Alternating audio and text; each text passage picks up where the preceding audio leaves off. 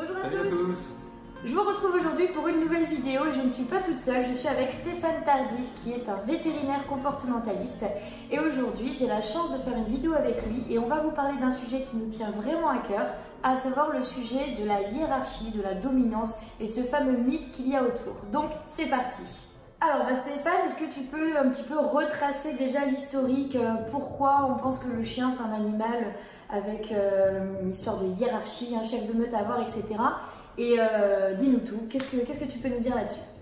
C'est une histoire qui remonte à pas si longtemps que ça, parce que l'éthologie est une science assez neuve, donc ça a quelques décennies.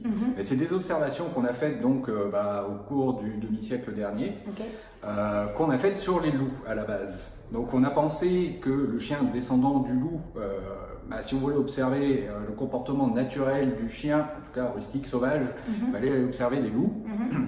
Et on est parti également du principe qu'il y avait des relations donc, de hiérarchie, en tout cas de dominance, entre les animaux, et on tentait d'observer effectivement quelle était la structure sociale chez le loup pour ensuite la comparer au chien.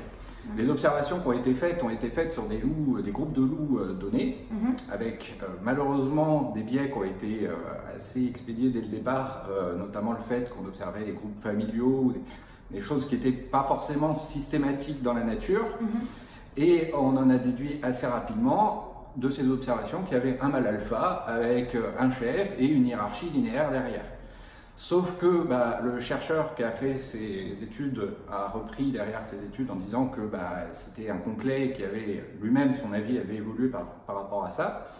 Et puis ça restait de toute façon un concept théorique, un modèle en quelque sorte, qu'on pouvait effectivement appliquer à défaut d'avoir ces observations sur les chiens, mais après coup, en observant réellement ce qui se passe chez les chiens, on constate que c'est différent, car le chien et le loup, ce sont deux espèces différentes. Et ça, c'est très important. C'est pas parce que le loup a un comportement donné que le chien va avoir le même, parce qu'ils sont descendants l'un de l'autre. En réalité, maintenant, le chien est une espèce bien à part qui s'est développée dans un environnement humain avec un comportement qui lui est propre, et notamment lié à la présence des humains à proximité de lui. C'est ça.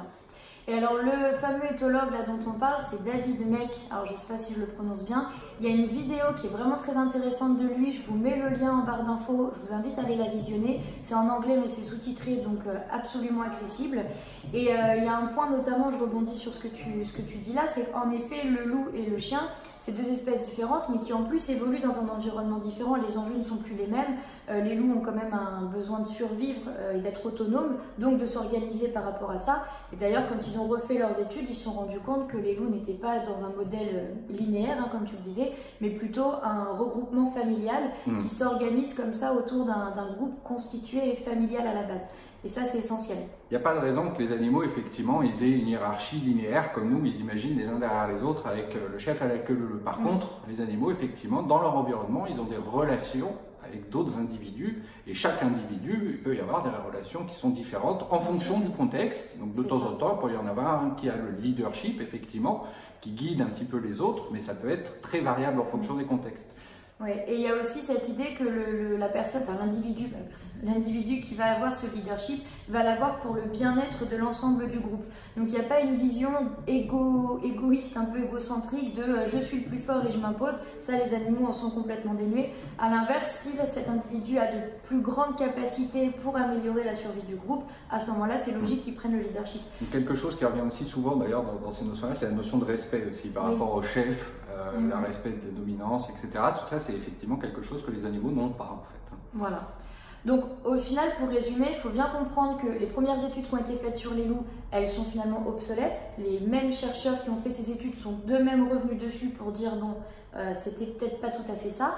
Et d'autant plus que le chien et le loup sont deux espèces différentes. Donc si on veut comprendre le chien, on peut bien entendu étudier le loup. Il y a une expérience qui est intéressante pour comparer les deux et pour voir justement comment se situe la différence. C'est l'expérience qui a été menée sur la position du regard par rapport à l'humain. Et c'est la principale différence justement qu'il y a au niveau du comportement entre le loup et le chien. C'est la familiarité à l'humain et la capacité à coopérer avec une autre espèce que la sienne, et en l'occurrence les humains. Il s'avère que quand on met un exercice, une petite énigme, ça va être ouvrir des boîtes ou des choses comme ça par exemple, face à des loups et face à des chiens, On a plus de réactions autonomes du loup, il essaye par essai-erreur et puis il va réussir à résoudre le problème par lui-même, tandis que le chien, lui, il a dans son comportement pratiquement inné la capacité d'aller se tourner vers l'humain pour observer ce que va faire l'humain et éventuellement prendre des décisions par rapport à ça. Donc ça, cette grosse différence fait que la socialité du chien peut être assez différente en fait. Déjà, interespèce entre le chien et l'homme, mais aussi même intra-chien, il n'y a pas de raison forcément qu'il ait exactement le même comportement que le loup. Exactement. Et alors pourquoi on vous fait cette vidéo? Parce qu'en fait, de cette théorie de la hiérarchie, de la dominance, il y a pas mal de méthodes éducatives notamment qui ont découlé de ça et qui aujourd'hui finalement, de notre point de vue en tout cas, ne sont pas bonnes. Dès l'instant où on va voir le chien à travers cette vision hiérarchisée de dominant, de chef de meute, en fait toutes les méthodes éducatives qui vont découler de cette approche partiront de là et finalement seront erronées. Et ça, c'est vraiment... C'est même toute la relation qui peut ennuyer en fait. Exactement. Parce que, on voit son chien en se positionnant toujours par rapport à une notion de respect et justement d'hierarchie. Donc on n'a pas une interaction qui est saine avec lui, on est sans arrêt en compétition pour essayer de se faire valoir comme étant le chef. Alors que lui, il n'est pas du tout dans cette posture-là en fait. C'est ça.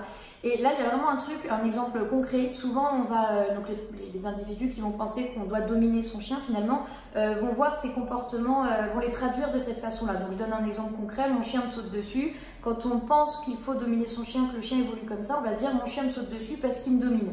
Donc, finalement, je dois le soumettre pour qu'il comprenne que je suis le chef de meute, etc. Alors qu'en fait, en termes de conditionnement, le chien va comprendre je saute, j'ai une conséquence négative, il va arrêter de sauter. Donc un éducateur ou un maître qui va penser que son chien lui saute dessus parce qu'il le domine, qui va se rendre compte qu'il ne lui saute plus dessus avec cette attitude, va se dire ma théorie est la bonne parce que ça fonctionne. Mais en fait, vous pouvez avoir un résultat avec une donnée erronée au départ, parce qu'en réalité, le chien ne va plus vous sauter dessus, non pas parce qu'il ne vous domine plus, ça c'est pas dans son système, juste parce que c'est désagréable pour lui. Et je pense que... Le comportement qu'il va acquérir dans ce genre de situation, ça s'appelle de la résignation. Exactement, ou cette fameuse détresse acquise à un degré encore plus important, et ça c'est vraiment essentiel, c'est-à-dire que vous pouvez avoir un résultat, mais vous pouvez avoir ce résultat sans passer par le bon chemin, et en fait c'est pas bon parce que c'est pas sain, clairement. La résignation, c'est pas un état de bien-être. Ah clairement pas. Même si le chien visuellement, on va se dire il est calme, il est tranquille, il peut en fait vivre un stress à ce moment-là clairement prononcé. Et donc finalement le premier travail, que ce soit vétérinaire ou éducateur, et d'ailleurs le but de faire cette vidéo ensemble, c'est d'avoir un point de vue vétérinaire et un point de vue éducateur, c'est de bien comprendre au départ pourquoi le chien a ce comportement et de s'assurer que la raison elle est bonne. Voilà. Si on a le pourquoi, même pour les cas d'agressivité très souvent, comprendre pourquoi le chien est agressif pour ensuite mettre un plan de travail en place et pas juste avoir un comportement et avoir quelque chose d'un peu brutal finalement qui fonctionnera mais qui ne sera pas sain. Et en l'occurrence, maintenant qu'on a remis en cause cette théorie, le diagnostic, le chien dominant, ça n'est pas un diagnostic du coup. Oui, oui. Et d'ailleurs, on ne peut pas dire mon chien est dominant. Vous voyez, c'est un truc, voilà, par exemple, votre banquier, il n'est pas banquier H24, il est banquier dans un contexte. Votre chien, il n'est pas dominant. Il peut avoir une relation, on va dire comme... Dans certains cas, il tente de récupérer le contrôle, effectivement, de son environnement, mais il ne le fait pas par rapport à vous et pour vous dominer, pour être le chef, pour avoir le contrôle de la propriété, de son environnement, etc. Il le fait surtout par rapport à lui, pour se sentir mieux, en fait. Et c'est assez scandaleux, entre guillemets, de voir toutes les techniques qui sont utilisées avec cette approche, comme par exemple l'exemple typique de il faut prendre dans la gamelle de son chien quand il mange pour qu'il comprenne que j'ai la gestion de la nourriture, que je le domine à ce niveau-là. Ça, clairement, sachez-le, vous faites ça, votre chien il va juste se dire on me prend tout le temps dans ma gamelle, ça m'agace, et il deviendra agressif. Ouais, et il peut réagir agressivement à cause de ça. Alors, soit vous obtenez ce que vous attendez, c'est-à-dire un chien résigné qui ne produit plus aucun comportement, s'il est tout le temps en stress, mais il a appris qu'il fallait surtout pas qu'il réagisse. Soit vous obtenez un chien agressif, et là ça peut être dangereux. Exactement. Donc dans tous les cas, déjà réfléchissez à la cause. Après, le plan de travail, finalement, une fois qu'on a le pourquoi, il est plutôt logique. Et alors moi, il y a une question, je pense peut-être que vous vous posez, et que j'ai envie de poser, c'est comment on va reconnaître finalement le chien qui est juste bien du chien qui est résigné. Et ça, c'est quelque chose d'assez subtil parce que notamment, il y a des éducateurs, même des vétos, enfin surtout des éducateurs qui font des vidéos où on voit un chien qui est ultra agressif au début, puis qui à la fin est complètement résigné, mais pour le coup, c'est pas comme ça qu'ils vont le traduire. Et on peut en fait analyser le degré de stress d'un chien, c'est des choses qu'on sait faire en fait aujourd'hui. On commence à avoir des outils, et notamment parce qu'on commence effectivement à bien connaître le chien. Pour observer son bien-être, il faut regarder les émotions fondamentales déjà. On va commencer par ça. Si jamais le comportement exprimé lorsque le chien a ses comportements d'agressivité, c'est de la joie ou de l'excitation et des choses comme ça, effectivement, ça peut être inquiétant. Si par contre le chien il manifeste ses comportements par peur, là, il faut chercher de la détresse, il faut chercher effectivement la bonne cause pour bien la traiter, mais pas partir du principe en coercitif que le chien est dominant et lui rajouter encore plus de stress. Exactement. Parce que ça risque d'augmenter cette peur, effectivement. Et même à long terme, ça peut marcher un temps, mais à long terme, ça peut revenir et ça peut être encore pire finalement quand ça reviendra. Et donc finalement, un des points aussi importants, c'est de se dire pourquoi vous avez un chien. Vous n'avez pas un chien, vous avez un chien de famille, vous avez un chien que vous aimez, avec qui vous partagez des choses. Donc a priori, cette relation de bien-traitance et de bien-être pour votre chien, elle est présente. Maintenant, à vous, autant particulier que professionnel, de réfléchir à est-ce que mon chien là, il est bien. Voilà, et ça c'est vraiment essentiel. Et n'hésitez pas à vous faire accompagner justement d'un éducateur ou d'un vétérinaire comportementaliste à ce moment-là. Les deux, l'association des deux est particulièrement intéressante. Alors ce qui va être très important à dire aussi, c'est que cette nouvelle approche, c'est pas forcément des méthodes 100% positives, 100% bisounours. C'est une approche qui va pas utiliser de méthode coercitive. Mais le but, c'est pas non plus de fournir un environnement sans aucune contrainte à l'animal. Ça, c'est pas quelque chose qu'on trouve dans la nature. L'animal doit apprendre à gérer ses frustrations. Donc, on a aussi des outils d'éducation qui sont adaptés à une éducation positive, sans contrainte pour l'animal. Et d'ailleurs, par rapport à ça, il ne faut vraiment pas mélanger fermeté et brutalité. Dans certains cas, la fermeté, elle est bénéfique dans le sens où elle va poser un cadre, elle va donner des limites et ça va même rassurer le chien.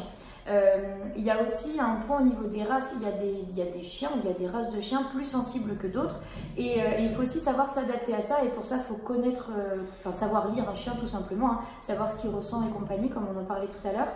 Autre et dernier point, c'est aussi de comprendre l'ensemble. On va éduquer le chien sur des comportements ou on va le rééduquer quand il a pris de mauvaises habitudes, mais on va aussi analyser l'ensemble. Il y a beaucoup de chiens qui font des bêtises, qui ne gèrent pas leur frustration, aussi juste parce qu'ils ne sont pas assez dépensés, vous voyez. Donc il y a énormément de facteurs à prendre en compte et c'est beaucoup plus complexe que juste dire mon chien me domine, je dois le dominer, basta. C'est pas forcément compliqué en soi, mais c'est un travail plus global et plus général, de cohérence aussi à avoir entre les règles à la maison, l'attitude du maître, les besoins du chien, les règles éducatives. Mais dans tous les cas, dans la façon dont le chien apprend, les règles éducatives notamment, on doit absolument être dans quelque chose de positif aussi parce qu'on ira plus loin avec l'animal. Un chien avec qui on va le motiver, on va vraiment faire attention à le mettre dans un bien-être quand il apprend, il va être friand de ça, il va être en demande de ça. Ça c'est important. Les apprentissages qui sont acquis par ces méthodes positives et donc associés à des émotions positives sont beaucoup plus persistants dans le temps. C'est quelque chose que le chien va produire avec de la motivation et avec de la joie. Exactement. Et ça c'est vraiment essentiel parce qu'en plus on le voit au quotidien, un chien qui a été éduqué en méthode un peu coercitive, on va lui demander un simple assis, il va le faire puis il va se lécher la truffe, il va montrer un signe d'irritation. On sent bien qu'il le fait mais que c'est pas non plus un délire total en lui. Alors qu'un chien qui est éduqué en méthode positive, ça devient un jeu clairement, ça devient un truc une coopération entre le maître et le chien et vraiment une complicité comme ça qu'on met en place et pour le coup au quotidien à vivre, c'est quand même nettement plus positif pour le chien mais en fait pour le maître aussi. Parce qu'on n'est pas dans cette dualité perpétuelle à devoir tout le temps être dans l'autorité absolue. Clairement, voilà, je vous invite à découvrir d'autres approches et vous verrez que votre chien vous écoute aussi. Parce que pour conclure, souvent il y a cette histoire de résultats, mais clairement, autant Stéphane que pour ma part, les résultats on les a en méthode respectueuse. Hein. Il n'y a aucun problème là-dessus. J'aurais 3 notions à vous faire retenir sur les méthodes, 3 valeurs très importantes. En premier, c'est les émotions positives, justement, la joie principalement. En deuxième, c'est des méthodes coopératives. Et en troisième, c'est la liberté de choix. Avec ces 3 principes, quand vous fournissez ça en éducation à votre animal, vous associez cet ensemble à du bien-être, à un apprentissage qui se fait dans le bon contexte et avec de la joie et de la motivation. Exactement. C'était une bonne conclusion, ça en effet. Parfait. Eh bien écoutez, j'espère que cette vidéo vous a plu. On aurait pu aborder pas mal d'autres points sur ce sujet-là, mais ce sera peut-être le sujet d'une autre vidéo, hein, pourquoi pas. Avec plaisir. Et vous, en attendant, n'hésitez pas à commenter. Je sais que ce sujet fait un peu débat, qu'il chauffe un peu les esprits par moment. Nous ça va, mais en revanche on est tout à fait disponible à répondre à vos commentaires et à avoir votre retour là-dessus. Pour terminer, donc Stéphane, vous pouvez le retrouver chez Wamiz parce qu'il travaille chez Wamiz. En tant que vétérinaire rédacteur. Exactement. Et vous pouvez d'ailleurs aller lire ses articles et aller découvrir ce qu'il fait parce que c'est vraiment passionnant. Et pour le reste, d'autres vidéos sortiront prochainement avec Stéphane, donc je vous invite à découvrir la suite très bientôt. Et voilà. À très bientôt. À très bientôt et n'oubliez pas, si cette vidéo vous a plu, vous la likez. Si ça vous a très plu, vous vous abonnez. Et puis nous, à très bientôt pour une nouvelle vidéo. Ciao. Salut.